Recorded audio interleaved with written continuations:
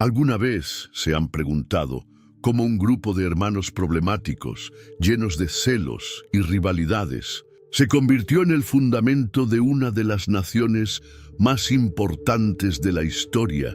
Agárrense, porque esta historia está bien padre.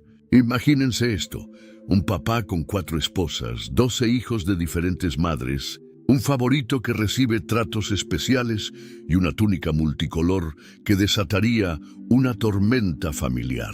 Es la increíble historia bíblica de Jacob y sus 12 hijos.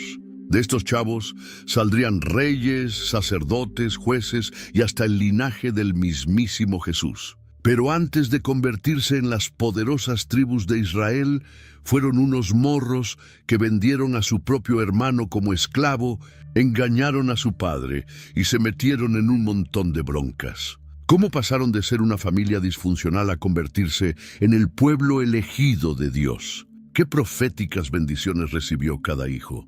¿Y cómo estos 12 carnales terminaron cambiando el rumbo de la historia? La historia de los 12 hijos de Jacob, que después se convertirían en las cabezas de las 12 tribus de Israel, comienza con un engaño y una huida. Jacob, cuyo nombre significa el que toma por el talón o suplantador, había nacido agarrando el talón de su hermano gemelo Esaú.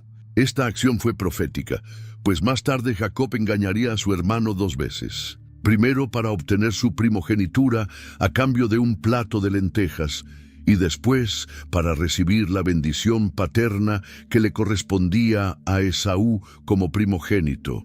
El engaño de la bendición desató la furia de Esaú, quien juró matar a su hermano.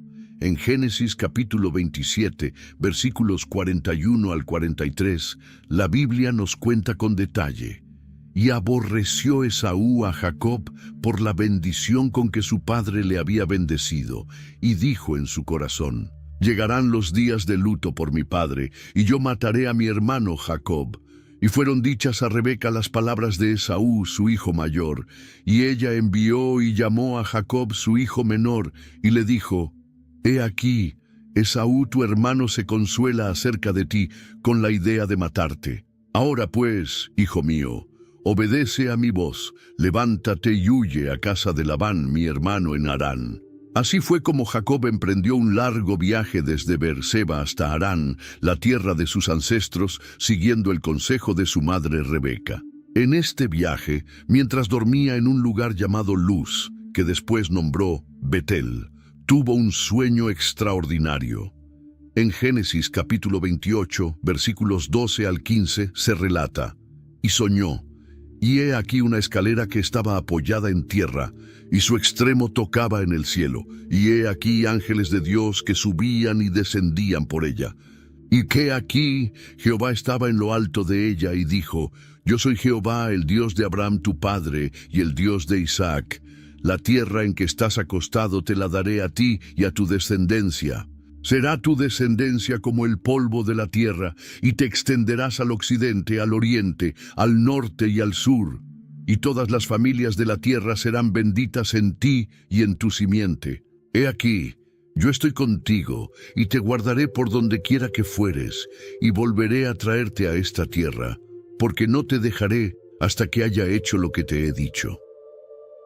Esta promesa divina confirmó a Jacob como heredero del pacto que Dios había hecho con su abuelo Abraham y con su padre Isaac.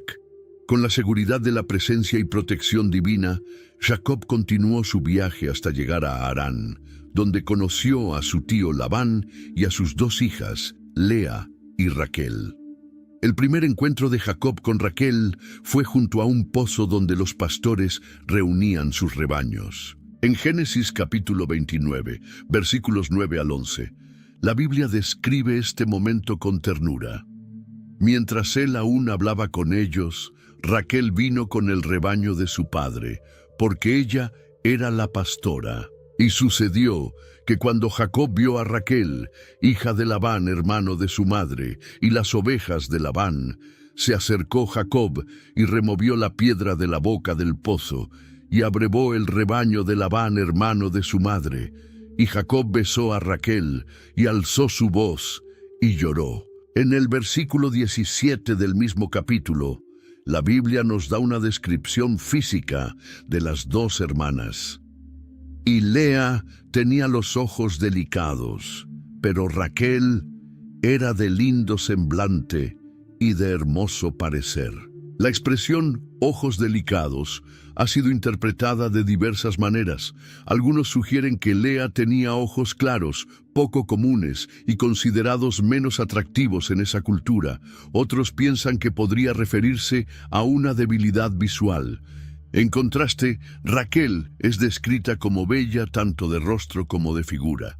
Jacob se enamoró inmediatamente de Raquel, la hija menor de Labán, y acordó trabajar 7 años para su tío, a cambio de poder casarse con ella.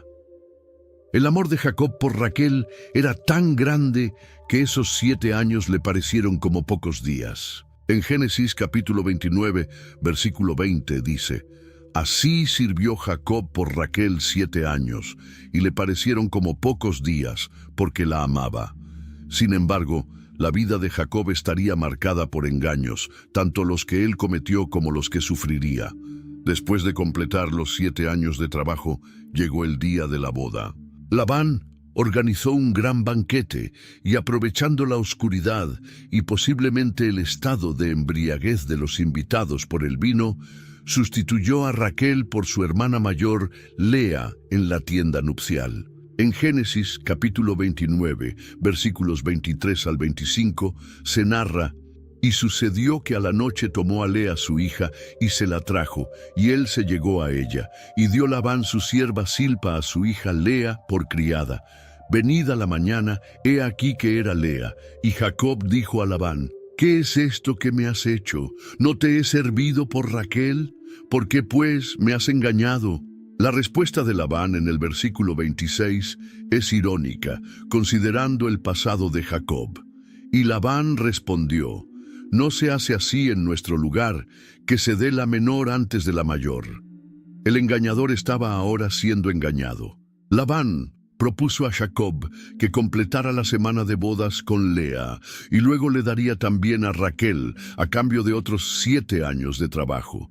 Jacob aceptó y, después de la semana, tomó también a Raquel por esposa. Así, por circunstancias que él no buscó, Jacob terminó con 2 esposas, algo que más tarde traería muchas complicaciones y rivalidades dentro de su familia. Además, cada una de sus esposas vino con una sierva, Zilpa para Lea y Bila para Raquel. Estas 4 mujeres serían las madres de los 12 hijos de Jacob y una hija mencionada por nombre, Dina. La vida matrimonial de Jacob comenzó con una clara preferencia por Raquel. En Génesis capítulo 29, versículo 30, la Biblia dice claramente: Y se llegó también a Raquel, y la amó también más que a Lea, y sirvió a Labán aún otros 7 años. Este favoritismo marcaría profundamente la dinámica familiar y sería el origen de muchos conflictos futuros. Sin embargo, Dios vio la aflicción de Lea, la esposa menos amada, y le concedió hijos, mientras que Raquel permaneció estéril durante mucho tiempo. Así comienza la historia de los 12 hijos de Jacob, con Lea dando a luz a los primeros 4. El primer hijo de Jacob fue Rubén, nacido de Lea. Su nombre en hebreo significa Beth, un hijo, y refleja la esperanza de Lea de que con el nacimiento de este hijo finalmente ganaría el amor de su esposo. En Génesis capítulo 29, versículo 32, Lea expresa: Jehová ha mirado mi aflicción, ahora por tanto me amará mi marido. Rubén, como primogénito, tenía derechos especiales dentro de la familia, una doble porción de la herencia y la autoridad sobre sus hermanos después de la muerte del padre. Sin embargo, más tarde perdería estos privilegios debido a una grave falta moral. El segundo hijo también fue de Lea, y lo llamó Simeón, que significa oído u oyente, porque como dice en Génesis capítulo 29, versículo 33, por cuanto Jehová ha oído que yo era menospreciada, me ha dado también este. El nombre refleja que Dios había escuchado su oración y respondido a su dolor por ser menos amada que su hermana.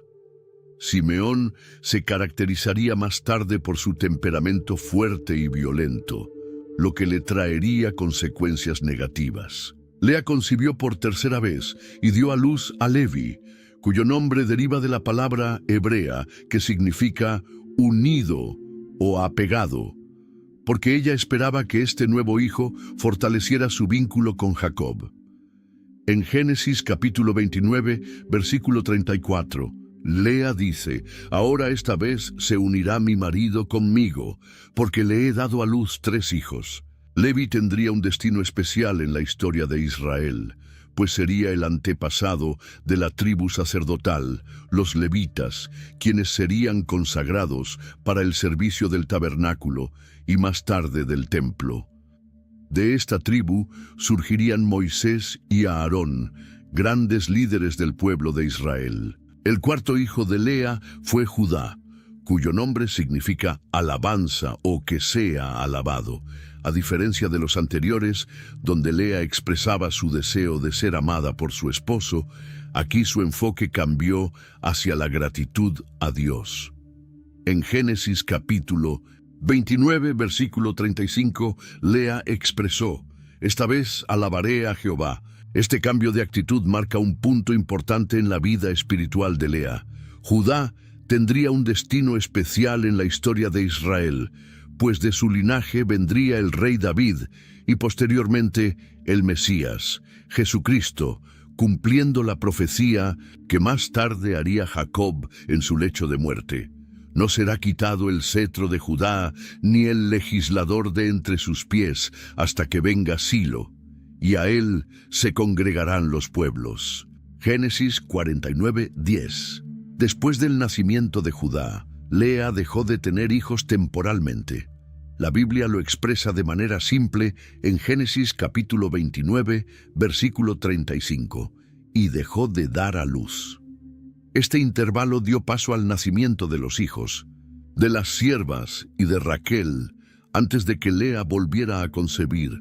Años más tarde, después del nacimiento de varios hijos de las siervas y de que Raquel tuviera a José, Lea volvió a concebir.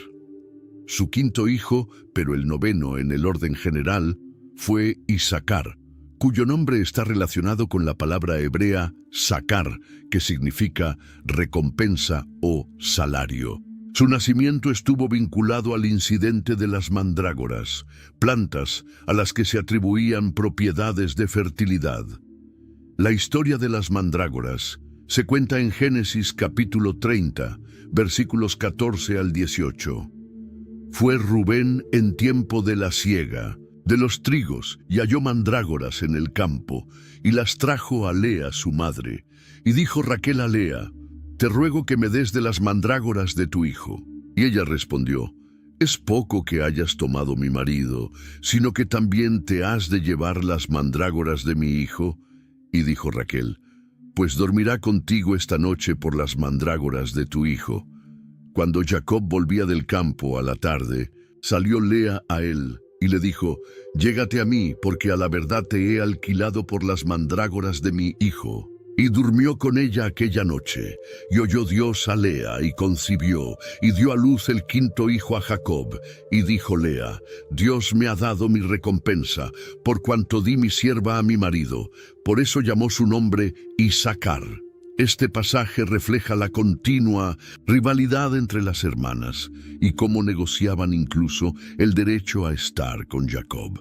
Lea consideró el nacimiento de Isacar como una recompensa divina por haber dado su sierva Silpa a Jacob para tener más hijos. El sexto y último hijo de Lea con Jacob fue Zabulón, cuyo nombre significa morada o habitación. Lea expresó en Génesis capítulo 30, versículo 20, «Dios me ha dotado de una buena dote, ahora morará conmigo mi marido, porque le he dado a luz 6 hijos». Después de tantos años, Lea seguía esperando ganarse el afecto pleno de su esposo y veía en cada hijo una posibilidad de fortalecer su posición dentro de la familia. La tribu de Zabulón ocuparía más tarde un territorio en el norte de Israel, cerca del mar Mediterráneo, cumpliendo la bendición que Jacob daría a este hijo antes de morir. Zabulón en puertos de mar habitará y será para puerto de naves. Génesis 49:13. Después de Zabulón, Lea dio a luz a una hija llamada Dina, la única hija de Jacob mencionada específicamente en la Biblia. En Génesis capítulo 30, versículo 21, dice simplemente: después dio a luz una hija y llamó su nombre Dina. Aunque la narrativa bíblica se centra principalmente en los hijos varones, que se convertirían en los patriarcas de las tribus, Dina tendría más tarde un papel importante en un trágico episodio que involucraría a sus hermanos Simeón y Leví. Lea, a pesar de ser la primera esposa por circunstancias no planeadas y de sufrir el rechazo de Jacob, fue bendecida con 6 hijos y una hija. Ella es un personaje bíblico que a menudo pasa desapercibido, pero su contribución a la formación del pueblo de Israel fue fundamental. De sus hijos surgirían la tribu sacerdotal, Leví, y la tribu real, Judá, de la cual nacería el Mesías. La rivalidad entre Raquel y Lea se intensificó con el paso del tiempo. Raquel, aunque amada por Jacob, sufría por su esterilidad, mientras veía a su hermana dar a luz un hijo tras otro. Esta situación la llevó a la desesperación y a tomar medidas drásticas. En Génesis capítulo 30, versículos 1 y 2, la Biblia describe el dolor de Raquel. Viendo Raquel que no daba hijos a Jacob, tuvo envidia de su hermana y decía a Jacob: dame hijos, o si no, me muero. Y Jacob se enojó contra Raquel y dijo: ¿soy yo acaso Dios que te impidió el fruto de tu vientre? Esta respuesta muestra que Jacob reconocía que la fertilidad era un don divino, no algo que estuviera bajo su control. Ante esta situación, Raquel decidió seguir el ejemplo de Sara, la esposa de Abraham, quien también había sido estéril y había dado su sierva Agar a su esposo para tener hijos a través de ella. En Génesis capítulo 30, versículos 3 y 4, Raquel propone: y ella dijo: he aquí mi sierva Bilha, llégate a ella, y dará a luz sobre mis rodillas, y yo también tendré hijos de ella. Así le dio a Bilha su sierva por mujer, y Jacob se llegó a ella. La expresión dará a luz sobre mis rodillas refleja una práctica antigua de adopción, donde el niño nacido sería legalmente considerado hijo de Raquel.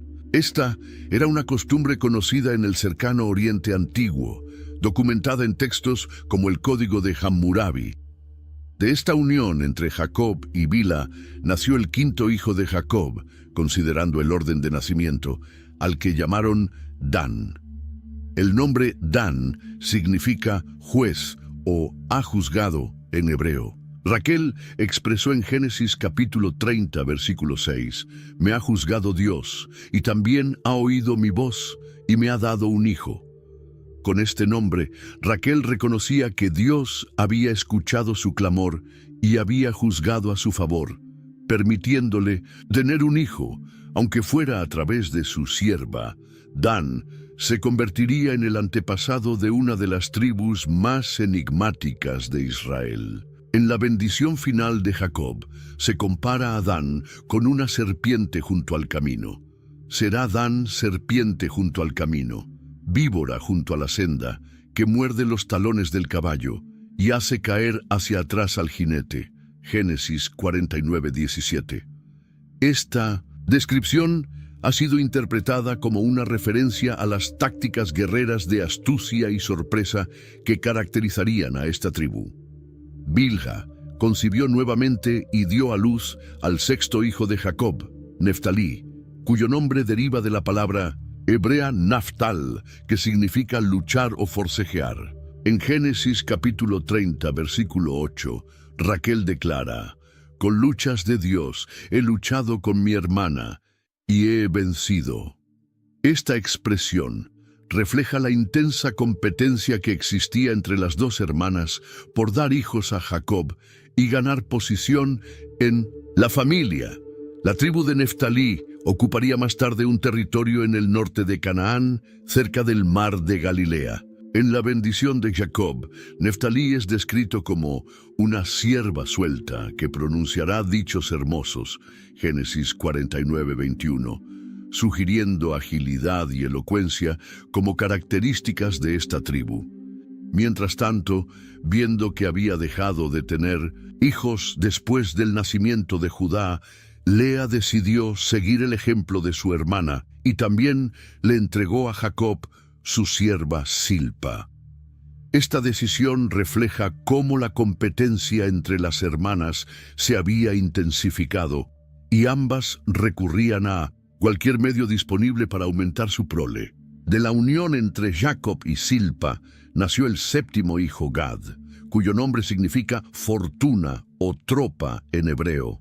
En Génesis capítulo 30, versículo 11, según algunas traducciones, Lea exclamó: ¡qué afortunada! ¡O viene una tropa! La ambigüedad del nombre refleja dos posibles interpretaciones: que Lea consideraba afortunado tener otro hijo en la familia, o que preveía que de él nacería un grupo numeroso. La tribu de Gad se caracterizaría más tarde por sus habilidades guerreras y ocuparía un territorio al este del río Jordán. En la bendición final de Jacob se dice: Gad, ejército lo acometerá, mas él acometerá al fin. Génesis 49:19, sugiriendo la naturaleza combativa de esta tribu. Silpa concibió nuevamente y dio a luz al octavo hijo de Jacob, Aser, cuyo nombre significa feliz o bienaventurado en hebreo. Lea expresó en Génesis capítulo 30, versículo 13, para dicha mía, porque las mujeres me dirán bienaventurada. Este nombre refleja la felicidad de Lea por tener ahora 8 hijos en la familia, 6 propios y 2 de su sierva, lo que le daba una posición de honor entre las mujeres de su entorno. La tribu de Aser ocuparía un territorio fértil en la costa norte de Canaán, conocido por su abundancia en aceite de oliva y otros productos agrícolas. En la bendición de Jacob se dice: el pan de Aser será substancioso y él dará deleites al rey. Génesis 49:20, aludiendo a la riqueza agrícola de su territorio. Estos 4 hijos, nacidos de las siervas Bilha y Silpa, completaron junto con los hijos de Lea la mayor parte de los futuros patriarcas de las tribus de Israel. Aunque nacieron en circunstancias menos convencionales, como hijos de siervas, fueron plenamente reconocidos por Jacob como sus hijos y recibieron herencia junto con sus hermanos. Esto demuestra que en el plan divino, incluso aquellos nacidos en circunstancias desfavorables pueden tener un lugar importante en la historia de la salvación. Mientras sus hermanas y sus siervas daban a luz a un hijo tras otro, Raquel seguía sufriendo por su esterilidad. A pesar de ser la esposa más amada por Jacob, no podía darle lo que en esa cultura se consideraba la mayor bendición: hijos. Esta situación era paradójica. Lea, aunque menos amada, era fecunda, mientras que Raquel, la preferida, permanecía estéril. Raquel había adoptado como propios a los hijos de su sierva Bilha, Dan y Neftalí, pero esto no satisfacía su profundo deseo de tener hijos propios. Finalmente, después de años de espera y oración, Dios respondió a su clamor. En Génesis capítulo 30, versículo 22, la Biblia relata: y se acordó Dios de Raquel, y la oyó Dios, y abrió su matriz. Esta expresión refleja la creencia bíblica de que la fertilidad es un don divino y que Dios tiene el poder de abrir o cerrar el vientre de una mujer. Así nació José, el 11º hijo de Jacob, pero el primero de su amada Raquel. Su nombre en hebreo está relacionado con el verbo asaf, que significa quitar o retirar, y con yasaf, que significa añadir. Este doble significado se refleja en las palabras de Raquel en Génesis, capítulo 30, versículo 23 y 24. Dios ha quitado mi afrenta, y llamó su nombre José, diciendo, añádame Jehová otro hijo. Con estas palabras, Raquel expresaba dos sentimientos: gratitud porque Dios había quitado la vergüenza de su esterilidad y esperanza de tener más hijos en el futuro. El nombre José contenía una petición implícita: que añada Dios otro hijo. José se convirtió inmediatamente en el favorito de Jacob, no solo por ser el hijo de su amada Raquel, sino también por nacer cuando Jacob ya era mayor. Esta preferencia sería el origen de muchos problemas futuros, especialmente la envidia y el odio de sus hermanos. Después del nacimiento de José, Jacob decidió que era tiempo de regresar a Canaán, la tierra de sus padres. Había cumplido su tiempo de servicio con Labán y quería establecerse de manera independiente. Sin embargo, Labán reconocía que había prosperado gracias a la presencia de Jacob y no quería dejarlo ir. Finalmente, después de negociar nuevos términos, Jacob trabajó 6 años más para Labán, acumulando ganado y riquezas. La partida final de Jacob de la casa de Labán ocurrió en circunstancias tensas. Aprovechando que Labán había ido a trasquilar sus ovejas, Jacob huyó con sus esposas, hijos y posesiones. Raquel incluso robó los ídolos domésticos, terafines, de su padre, posiblemente como una forma de asegurar su derecho a la herencia o por apego a prácticas religiosas paganas. Labán persiguió a Jacob, pero fue advertido por Dios, en un sueño, de no hacerle daño. Finalmente, sellaron un pacto de no agresión y se separaron en paz. Este episodio marca el fin de la estancia de Jacob en Mesopotamia y su regreso a Canaán como un hombre rico y con una familia numerosa. Durante el viaje de regreso ocurrió un evento significativo: el encuentro de Jacob con su hermano Esaú. Temiendo la venganza de Esaú por el antiguo engaño, Jacob preparó regalos y dividió a su familia en grupos para protegerlos. La noche antes del encuentro, Jacob luchó con un ser misterioso, generalmente interpretado como un ángel o una manifestación divina. Después de esta lucha, su nombre fue cambiado de Jacob, el que toma por el talón, o suplantador, a Israel.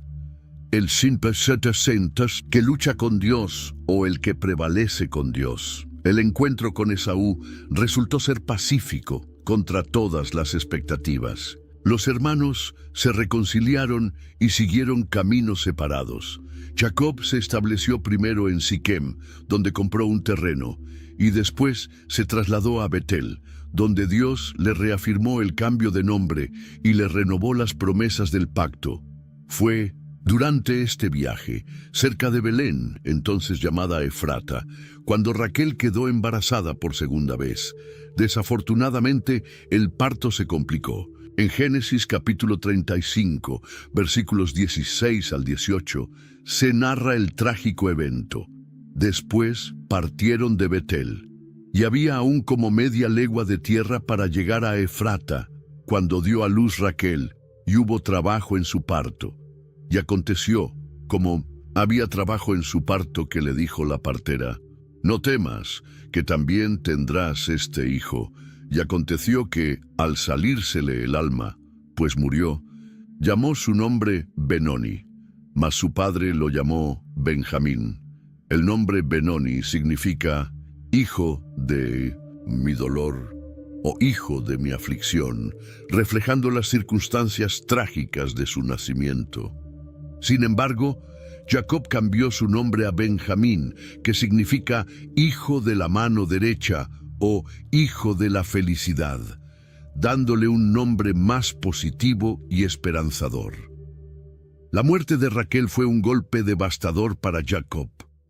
La Biblia relata en Génesis capítulo 35, versículo 20, y puso Jacob un pilar sobre su sepultura. Esta es la señal de la sepultura de Raquel hasta hoy.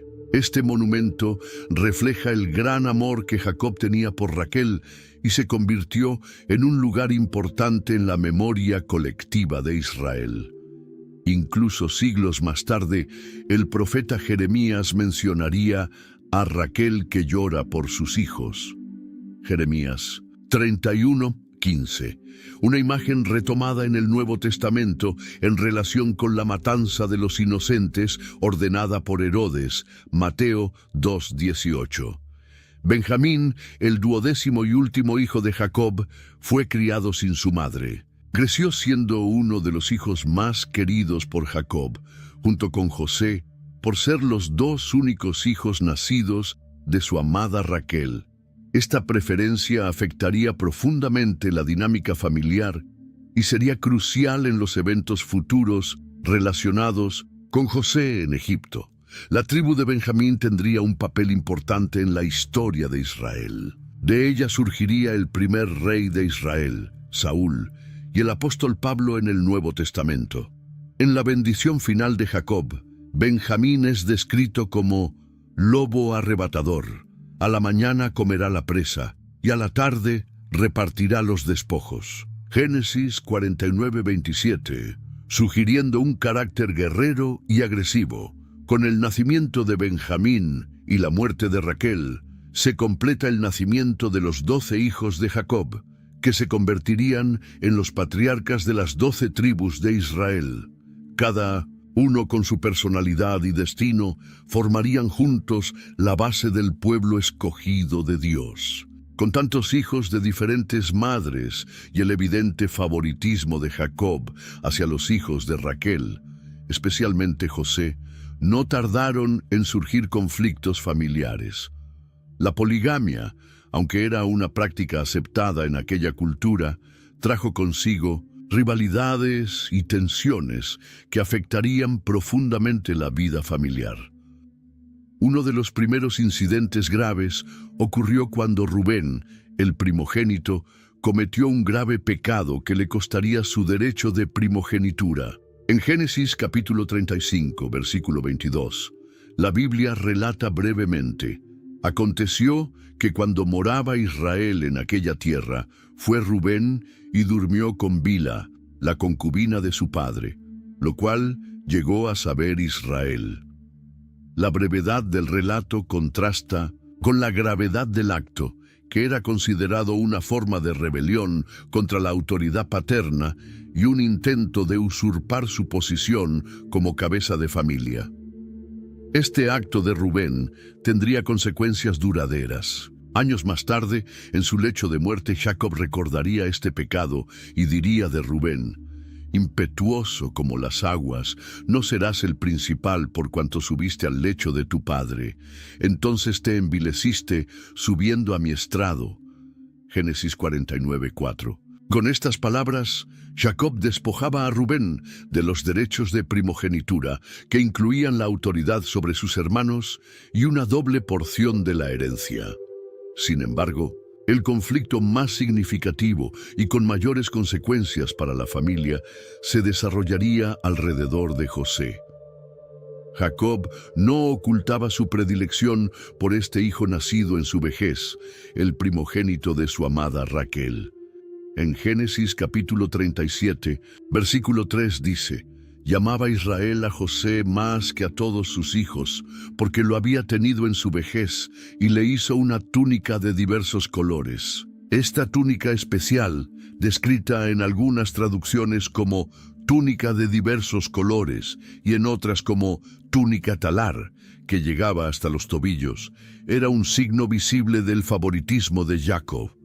Las túnicas largas y de mangas eran usadas por los hijos de la nobleza o por personas distinguidas que no necesitaban trabajar en labores físicas. Al regalar esta prenda a José, Jacob lo estaba distinguiendo de sus hermanos y posiblemente indicando que tendría una posición de autoridad sobre ellos.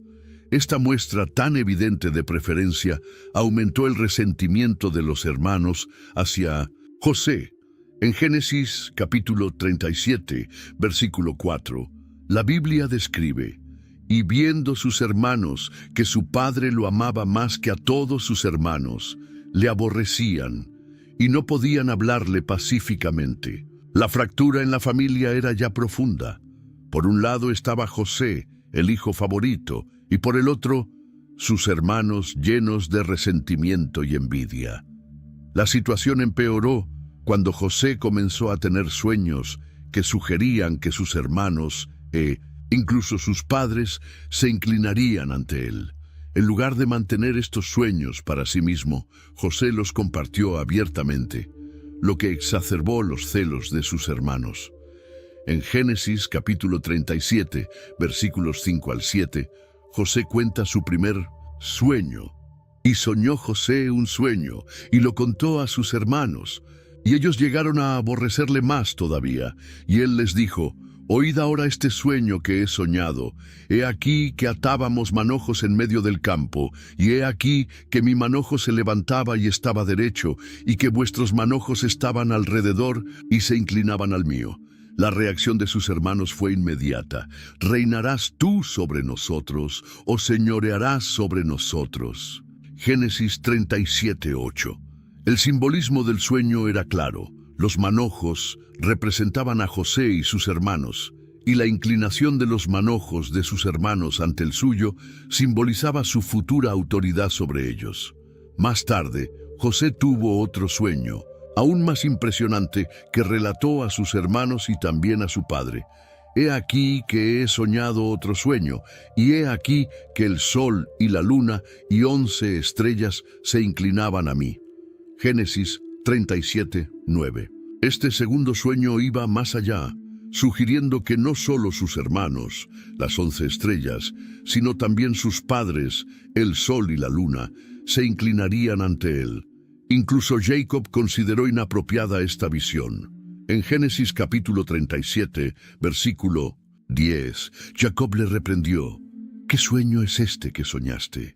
¿Acaso vendremos yo y tu madre y tus hermanos a postrarnos en tierra ante ti?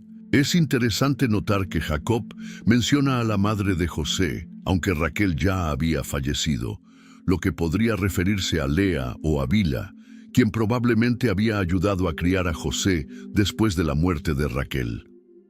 A pesar de la reprimenda, el texto agrega: y sus hermanos le tenían envidia, mas su padre meditaba en esto. Génesis 37, 11. Esta reflexión de Jacob sugiere que, aunque encontró presuntuoso el sueño, consideraba la posibilidad de que tuviera un significado profético. El odio hacia José llegó a tal punto que sus hermanos comenzaron a planear cómo deshacerse de él. La oportunidad se presentó cuando Jacob envió a José a buscar a sus hermanos que estaban pastoreando el rebaño cerca de Siquem. José, obediente a su padre, emprendió el viaje para llevar noticias de sus hermanos sin sospechar lo que le esperaba. En Génesis capítulo 37, versículos 18 y 19, la Biblia narra: cuando ellos lo vieron de lejos, antes que llegara cerca de ellos, conspiraron contra él para matarle, y dijeron el uno al otro: he aquí viene el soñador. La expresión el soñador refleja el desprecio que sentían por él y por sus sueños, que interpretaban como ambiciones de dominio sobre ellos. Así, los celos, la envidia y el favoritismo habían creado una situación explosiva dentro de la familia de Jacob.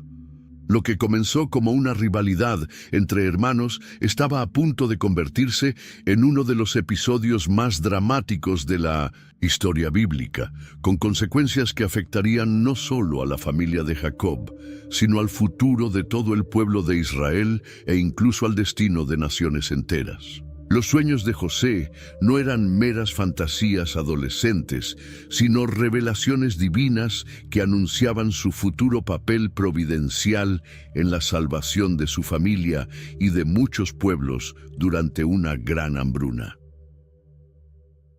cuando José llegó al lugar donde sus hermanos pastoreaban el rebaño, primero en Siquem y luego los encontró en Dotán, el odio que habían acumulado contra él durante años explotó en un complot para eliminarlo. Al verlo acercarse a lo lejos, reconociéndolo probablemente por su distintiva túnica de colores, comenzaron a planear su muerte.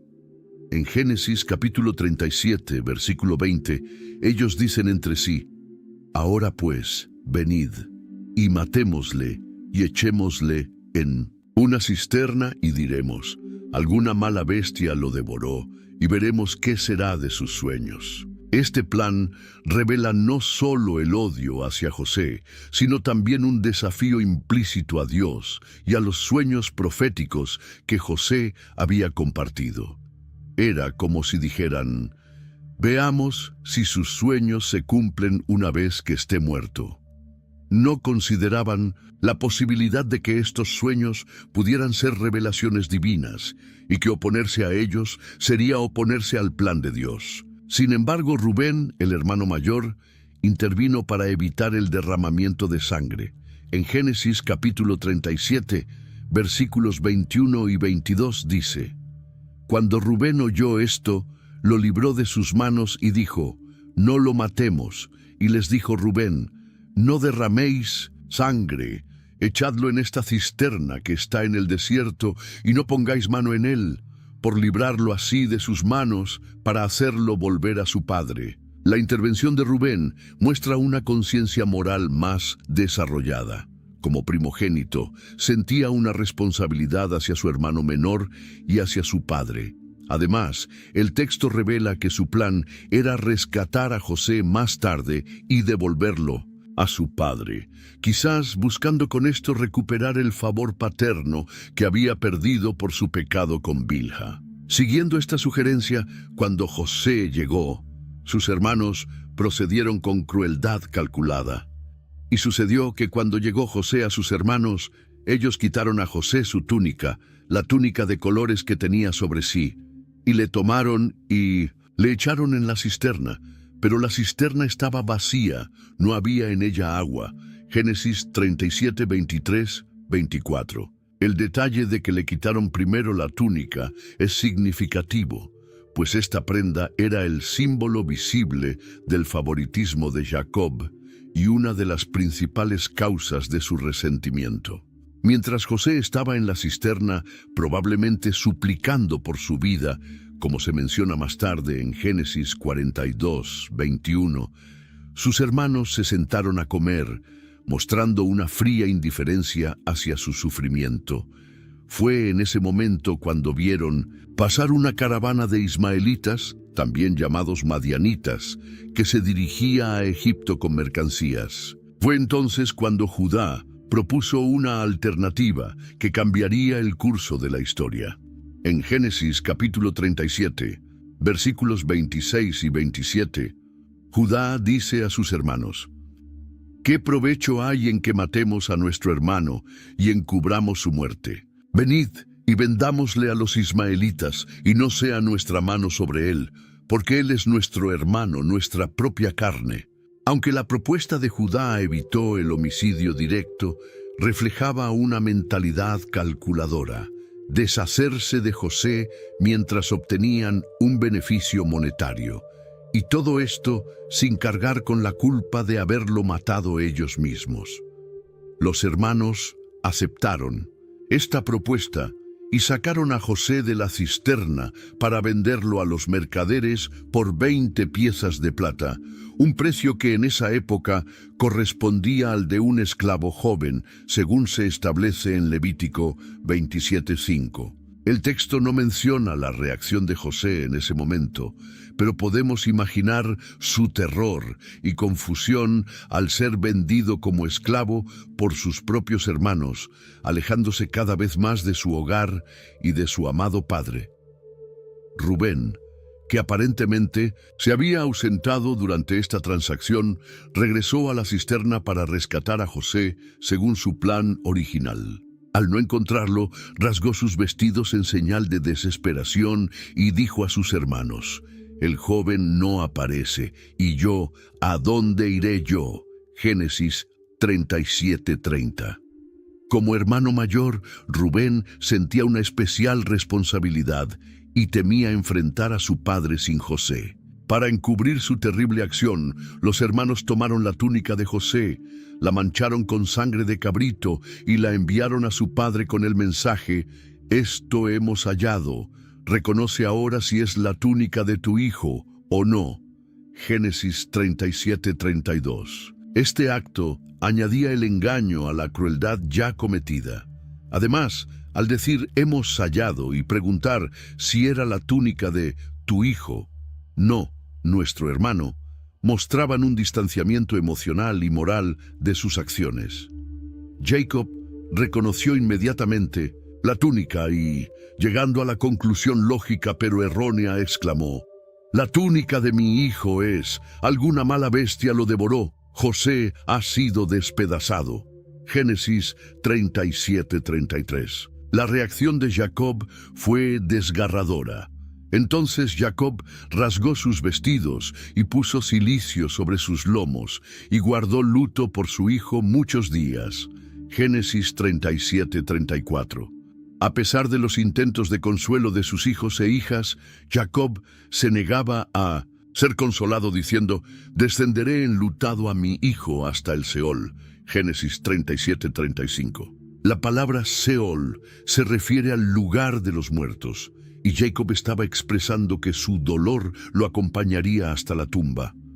Irónicamente, sus propios hijos, los causantes de su dolor, pretendían consolarlo, agregando hipocresía a sus crímenes anteriores. Mientras tanto, José fue llevado a Egipto y vendido nuevamente, esta vez a Potifar, oficial de Faraón y capitán de la guardia.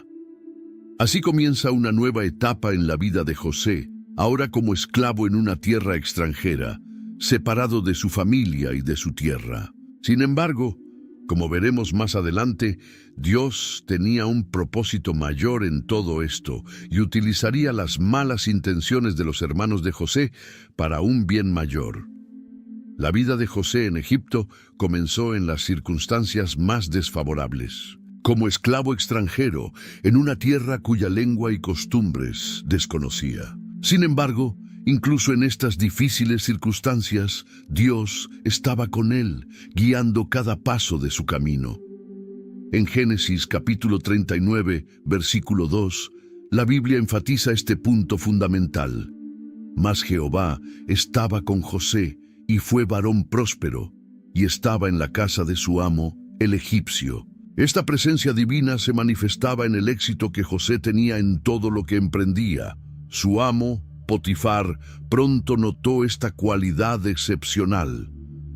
En Génesis capítulo 39, versículo 3, dice: «Y vio su amo que Jehová estaba con él, y que todo lo que él hacía, Jehová lo hacía prosperar en su mano». Es interesante notar que incluso un egipcio pagano podía reconocer la mano de Dios en la vida de José. José demostró tal competencia, inteligencia y honestidad que pronto ganó la confianza total de su amo. En Génesis capítulo 39, versículos 4 y 5 se narra: «Y halló José gracia en sus ojos, y le servía, y él le hizo mayordomo de su casa, y entregó en su poder todo lo que tenía. Y aconteció que desde cuando le dio el encargo de su casa y de todo lo que tenía, Jehová bendijo la casa del egipcio a causa de José, y la bendición de Jehová estaba sobre todo lo que tenía, así en casa como en el campo». De esclavo recién llegado, José ascendió rápidamente a mayordomo, con autoridad sobre toda la casa de Potifar. El texto añade un detalle significativo: «Y no sabía él cosa alguna que estaba en poder de José, excepto del pan que comía». Génesis 39:6. Esta expresión indica la total confianza que Potifar tenía en José, dejando todo en sus manos excepto lo más personal e íntimo: su comida. El texto también menciona que José era de hermoso semblante y bella presencia. Génesis 39:6. Características que había heredado probablemente de su madre Raquel. Esta apariencia atractiva, junto con su posición de autoridad en la casa, atrajo la atención de la esposa de Potifar. La vida tranquila y próspera de José en la casa de 1912 Potifar se vio interrumpida cuando la esposa de su amo puso sus ojos en él con intenciones impuras. En Génesis capítulo 39, versículo 7, dice simplemente: aconteció después de esto que la mujer de su amo puso sus ojos en José y dijo: duerme conmigo. La brevedad del relato contrasta con la gravedad de la propuesta, que representa una clara tentación para José. La respuesta de José muestra su integridad moral y espiritual. Rechazó firmemente los avances de la mujer con un razonamiento fundamentado en la lealtad a su amo y, sobre todo, en la fidelidad a Dios. ¿Cómo, pues, haría yo este grande mal y pecaría contra Dios? Génesis 39:9. A pesar del rechazo, la esposa de Potifar no renunció a sus intentos. La crisis llegó un día cuando no había nadie más en la casa. La esposa de Potifar, aprovechando la soledad, lo agarró por su ropa diciendo directamente: duerme conmigo. Génesis 39:12. La reacción de José fue inmediata y decidida, y dejando él su ropa en las manos de ella, huyó y salió. Esta acción de José se ha convertido en un modelo bíblico para enfrentar la tentación sexual. A veces, la mejor estrategia es simplemente huir. Furiosa por el rechazo y ahora con la ropa de José en sus manos como evidencia, la esposa de Potifar decidió vengarse acusándolo falsamente. Primero llamó a los sirvientes de la casa y les dijo: mirad, nos ha traído un hebreo para que hiciese burla de nosotros. Vino él a mí para dormir conmigo, y yo di grandes voces. Génesis 39:14. Luego, cuando su esposo regresó, repitió la misma acusación. Potifar, creyendo en la acusación de su esposa, tomó su señor a José y lo puso en la cárcel donde estaban los presos del rey. Génesis 39:20. Una vez más, José se encontraba en circunstancias adversas por causas ajenas a su voluntad. Sin embargo, como dice Génesis capítulo 39, versículo 21, pero Jehová estaba con José. El jefe de la cárcel puso a José a cargo de todos los presos.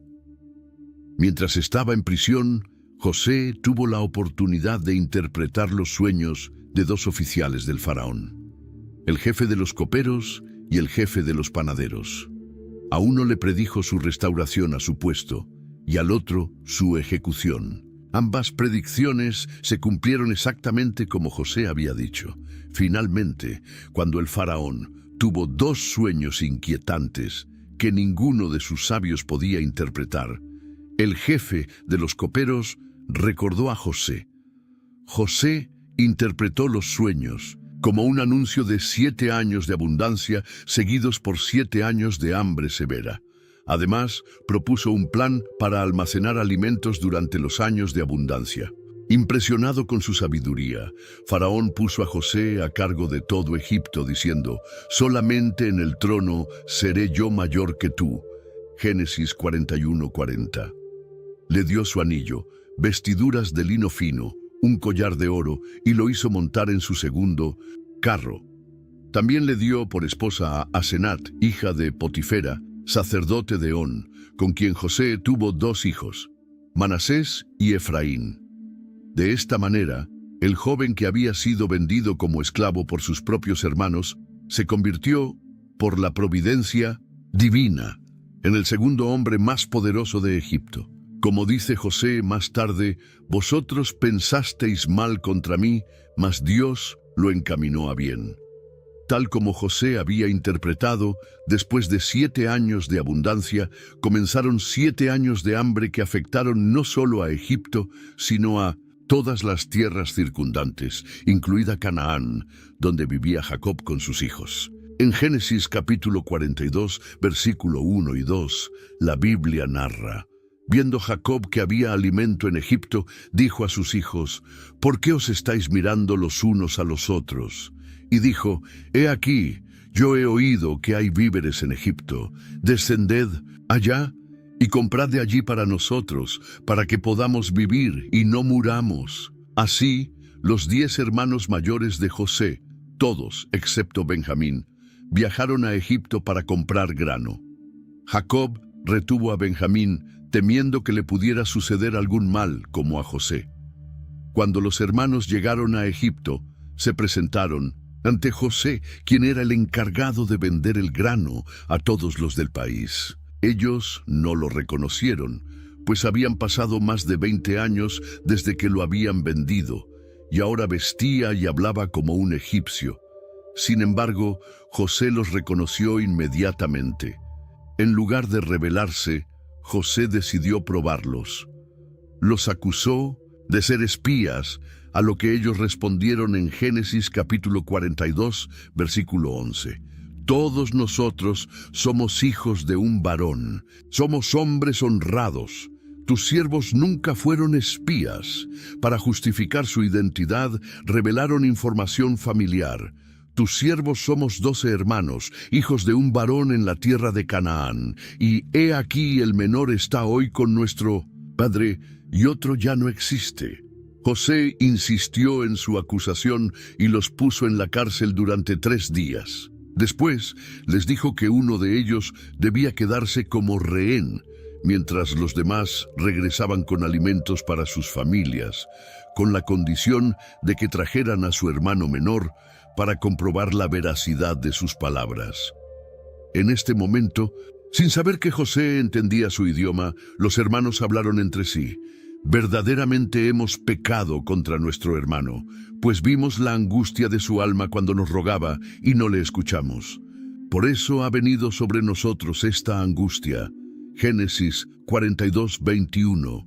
Esta conversación reveló a José que sus hermanos sentían remordimiento por lo que le habían hecho años atrás. El texto dice que José se apartó de ellos y lloró. Génesis 42, 24, mostrando su emoción al escuchar estas palabras de arrepentimiento. Sin embargo, decidió continuar con su plan y tomó a Simeón, lo ató a vista de ellos y lo retuvo como rehén. Luego ordenó que llenaran los sacos de sus hermanos con trigo, que devolvieran el dinero de cada uno en su saco y les dio provisiones para el camino. Esta acción de devolver el dinero era parte del plan de José para seguir probando a sus hermanos. Cuando uno de ellos descubrió el dinero en su saco durante el viaje de regreso, todos se asustaron y dijeron: ¿qué es esto? ¿Qué nos ha hecho Dios? Génesis 42, 28. Cuando llegaron a Canaán, contaron a Jacob todo lo sucedido, cómo el Señor de la tierra los había tratado ásperamente, acusándolos de ser espías, y cómo había retenido a Simeón, exigiendo que trajeran a Benjamín para probar que decían la verdad. También descubrieron, para su sorpresa y temor, que el dinero de todos había sido devuelto en sus sacos. La reacción de Jacob fue de dolor y resistencia. Ustedes me han privado de mis hijos. José ya no existe. Simeón tampoco, y a Benjamín lo quieren llevar. Todas estas cosas son contra mí. Génesis 42, 36. En su desesperación, Rubén ofreció a sus 2 hijos como garantía por la seguridad de Benjamín, diciendo a su padre: mata a mis 2 hijos, si no te lo devuelvo. Génesis 42, 37. Jacob rechazó esta oferta.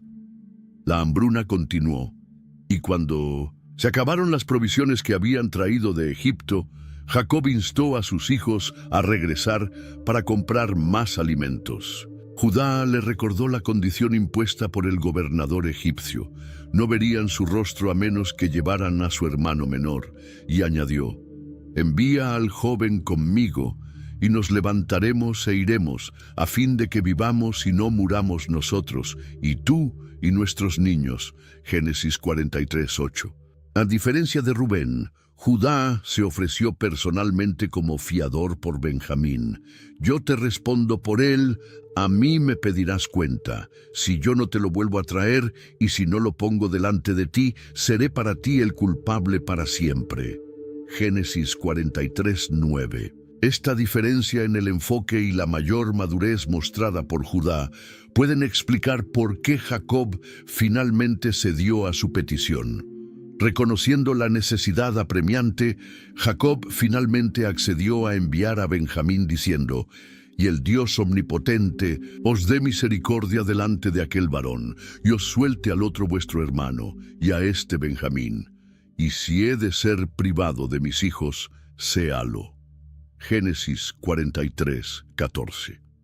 Así, los hermanos regresaron a Egipto, esta vez llevando consigo a Benjamín, el doble de dinero y presentes para el gobernador. Cuando José vio que Benjamín venía con ellos, ordenó al mayordomo de su casa: «Lleva a esos hombres a casa y degüella una res y prepárala, pues estos hombres comerán conmigo al mediodía». Génesis 43:16. Los hermanos, al ser llevados a la casa de José, temieron que fuera una trampa relacionada con el dinero que había sido devuelto en sus sacos.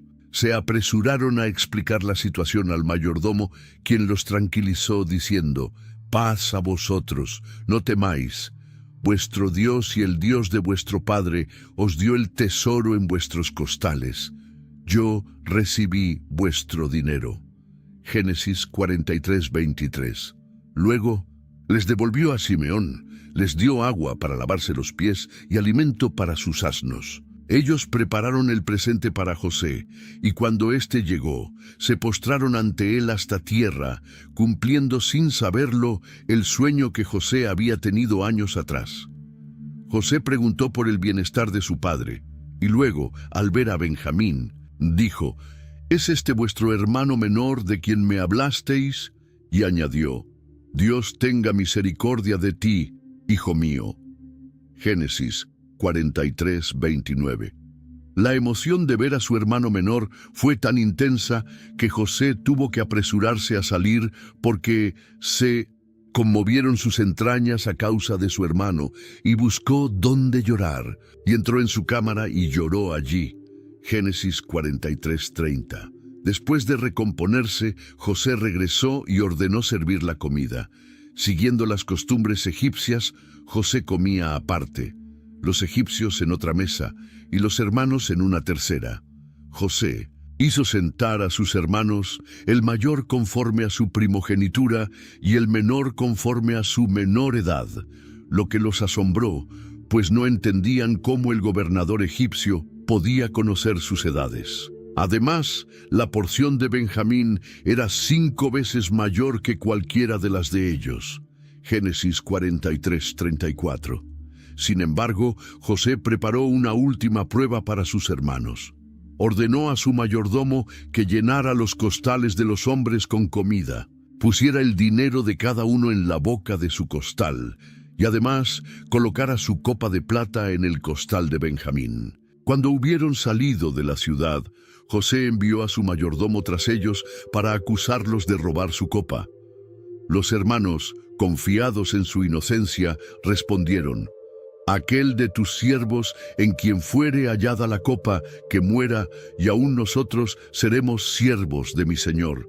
Génesis 44:9. Cuando registraron los costales, la copa fue encontrada en el de Benjamín. Esta noticia devastó a los hermanos. Entonces ellos rasgaron sus vestidos y cargó cada uno su asno y volvieron a la ciudad. Génesis 44:13. Al regresar a la casa de José, Judá tomó la palabra como representante del grupo. José les dijo que solo Benjamín debía quedarse como esclavo mientras los demás podrían irse. Esta propuesta era precisamente lo que José quería probar. ¿Abandonarían a Benjamín, como lo habían hecho con él, o mostrarían un cambio real en su carácter? La respuesta vino en forma de un largo y emotivo discurso de Judá. Explicó que, si regresaban sin Benjamín, su padre moriría de dolor. Finalmente, Judá hizo una propuesta extraordinaria. Te ruego, por tanto, que quede ahora tu siervo en lugar del joven por siervo de mi señor, y que el joven vaya con sus hermanos. Génesis 44:33. Este ofrecimiento de Judá de quedarse como esclavo en lugar de Benjamín representa una transformación radical respecto al hombre que había propuesto vender a José como esclavo años atrás. Muestra arrepentimiento real y disposición al autosacrificio. José, conmovido por esta muestra de amor fraternal y filial, no pudo contenerse más. Ordenó a todos los egipcios que salieran de su presencia y cuando estuvo a solas con sus hermanos, reveló su identidad. Yo soy José. ¿Vive aún mi padre? Génesis 45:3. Sus hermanos quedaron tan aturdidos que no podían responder. Inmediatamente, José pasó de la revelación al consuelo, mostrando que no guardaba rencor. Ahora pues, no os entristezcáis, ni os pese de haberme vendido acá, porque para preservación de vida me envió Dios delante de vosotros. Génesis 45:5. José les informó que aún quedaban 5 años de hambre, y les pidió que trajeran a su padre y a todas sus familias a Egipto, donde él los proveería en la tierra de Gosén. Luego se echó sobre el cuello de Benjamín su hermano, y lloró. Y también Benjamín lloró sobre su cuello, y besó a todos sus hermanos, y lloró sobre ellos. Y después sus hermanos hablaron con él. Génesis 45:14-15. La noticia de la reunión llegó a Faraón, quien se alegró y ofreció su apoyo. José envió a sus hermanos de regreso con abundantes provisiones y regalos. Cuando los hermanos llegaron a Canaán y le contaron a Jacob que José vivía, su corazón se afligió porque no les creía. Génesis 45:26. Solo cuando vio los carros que José había enviado, el espíritu de Jacob, su padre, revivió. Entonces dijo Israel: basta, José mi hijo vive todavía, iré y lo veré antes que yo muera. Génesis 45:27-28. Jacob, ahora llamado Israel, emprendió el viaje a Egipto con toda su familia y posesiones.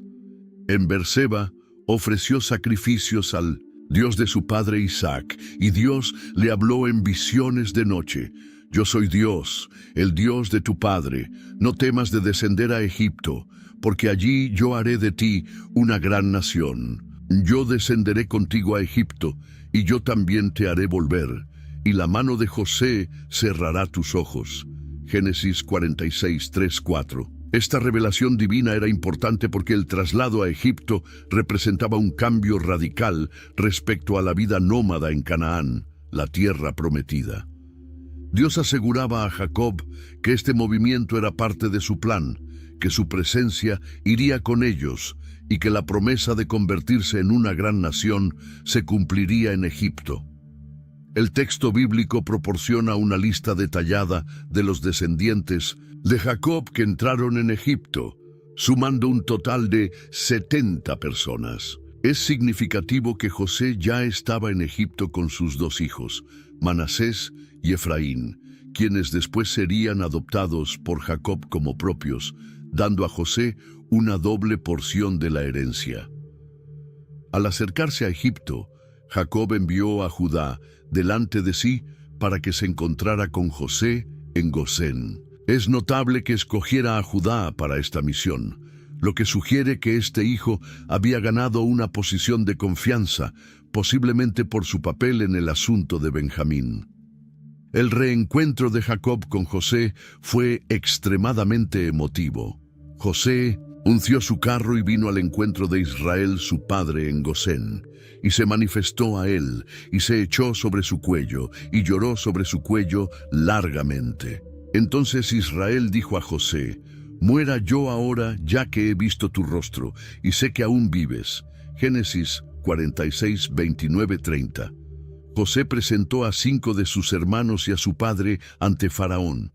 Cuando Faraón preguntó a Jacob su edad, éste respondió: Los días de los años de mi peregrinación son 130 años. Pocos y malos han sido los días de los años de mi vida. Génesis 47:9. Durante los años restantes de la hambruna, José administró sabiamente los recursos de Egipto.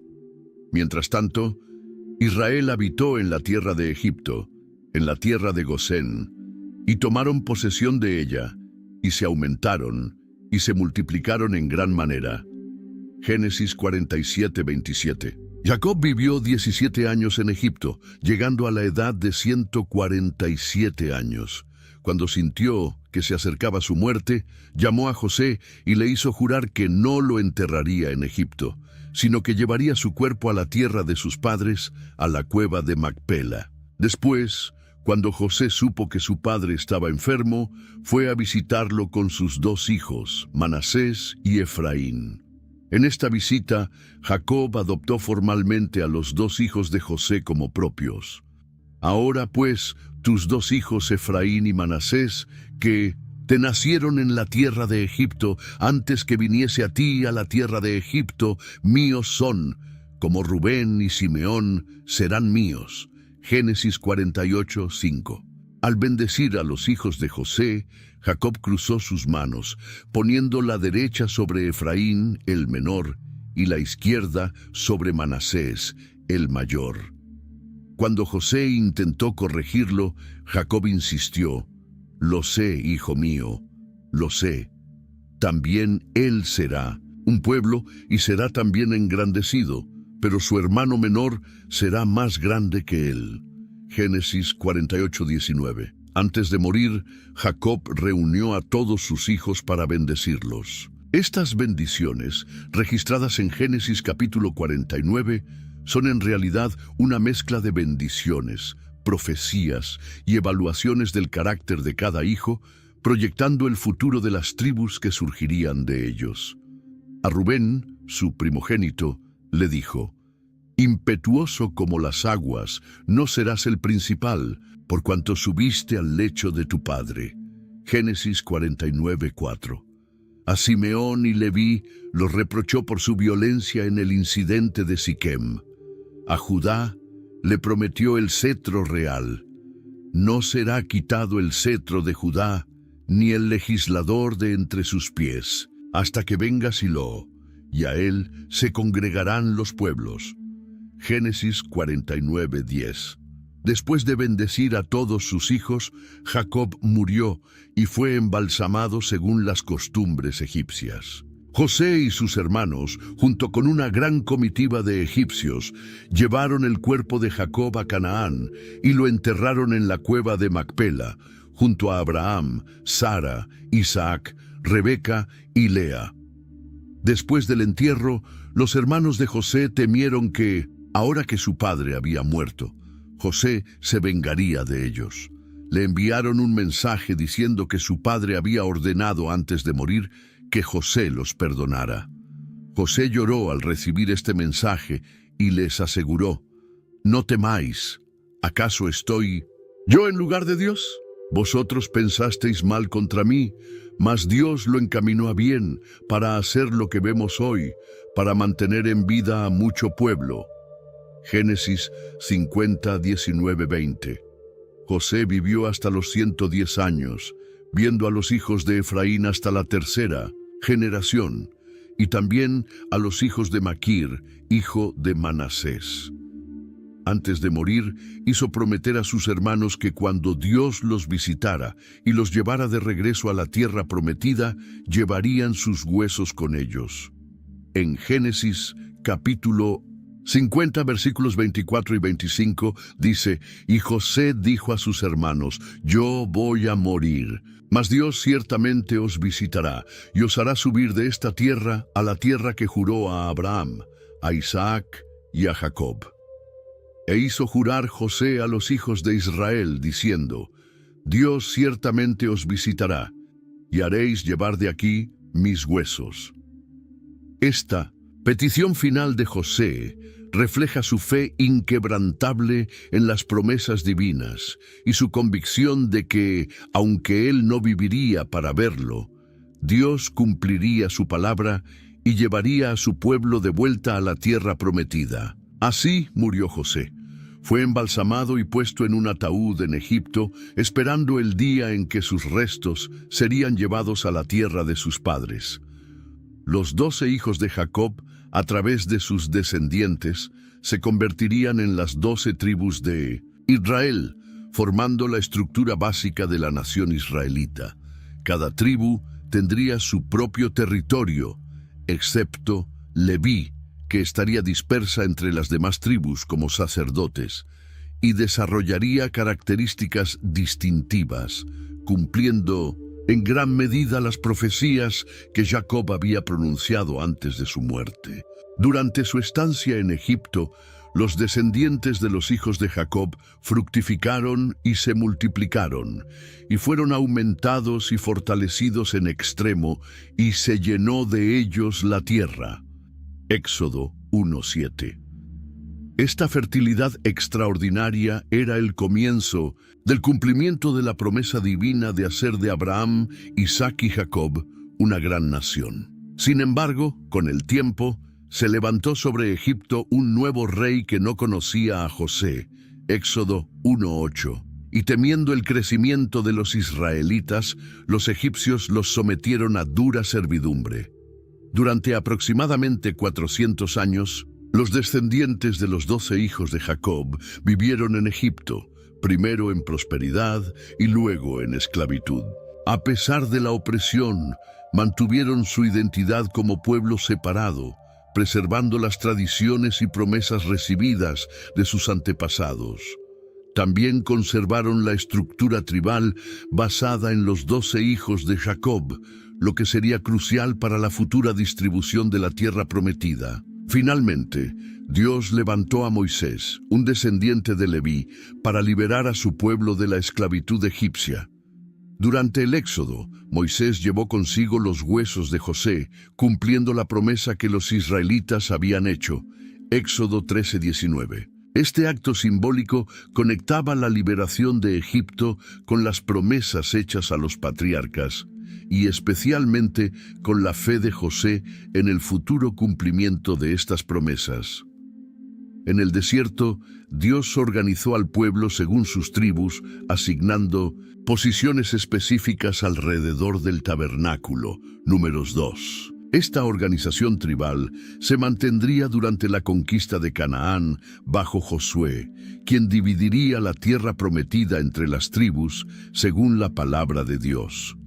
La historia de los 12 hijos de Jacob no solo es un relato de los orígenes del pueblo de Israel, sino también una narrativa profundamente teológica que muestra cómo Dios trabaja en y a través de personas imperfectas para cumplir sus propósitos divinos. A pesar de la disfunción familiar, los celos, el favoritismo, el engaño y la violencia que marcaron la historia de esta familia, Dios utilizó a Jacob y a sus 12 hijos para crear el pueblo a través del cual vendría la bendición para todas las naciones, culminando en el nacimiento del Mesías, Jesucristo, de la tribu de Judá.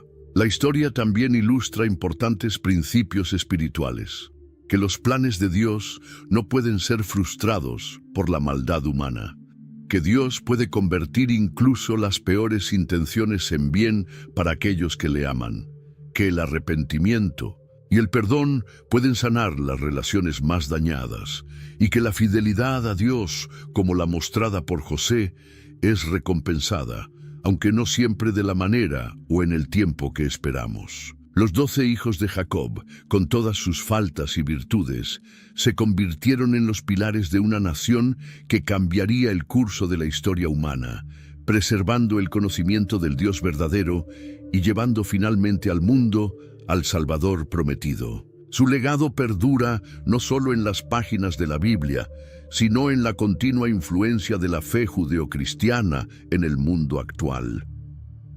Amigos y amigas, hemos recorrido juntos esta fascinante historia de los 12 hijos de Jacob, una saga familiar llena de traiciones, reconciliaciones, lágrimas y milagros que transformó a una familia disfuncional en el pueblo elegido de Dios. ¿No es impresionante ver cómo Dios puede usar nuestras debilidades y errores para lograr propósitos más grandes? La historia de José nos muestra que incluso en nuestros momentos más oscuros, cuando nos sentimos abandonados o traicionados, Dios sigue trabajando detrás del escenario para nuestro bien. Si esta historia te ha conmovido o te ha hecho reflexionar sobre la providencia divina en tu propia vida, te invito a que compartas este video con tus amigos y familiares. Quizás alguien que conoces está pasando por un momento difícil y necesita recordar que Dios puede convertir cualquier situación dolorosa en bendición. No olvides suscribirte a nuestro canal para recibir más historias bíblicas explicadas con detalle. Cada semana exploramos juntos las enseñanzas y personajes de la Biblia que siguen siendo relevantes para nuestras vidas hoy. Dale clic al botón de me gusta si has disfrutado de este recorrido por la historia de los hijos de Jacob y déjanos en los comentarios qué personaje bíblico te gustaría que abordáramos en el próximo video. Recuerda compartir este mensaje de esperanza. Como José dijo a sus hermanos, ustedes pensaron hacerme mal, pero Dios lo convirtió en bien. Esta poderosa verdad sigue transformando vidas hasta el día de hoy, hasta el próximo video, y que Dios bendiga a ti y a tu familia.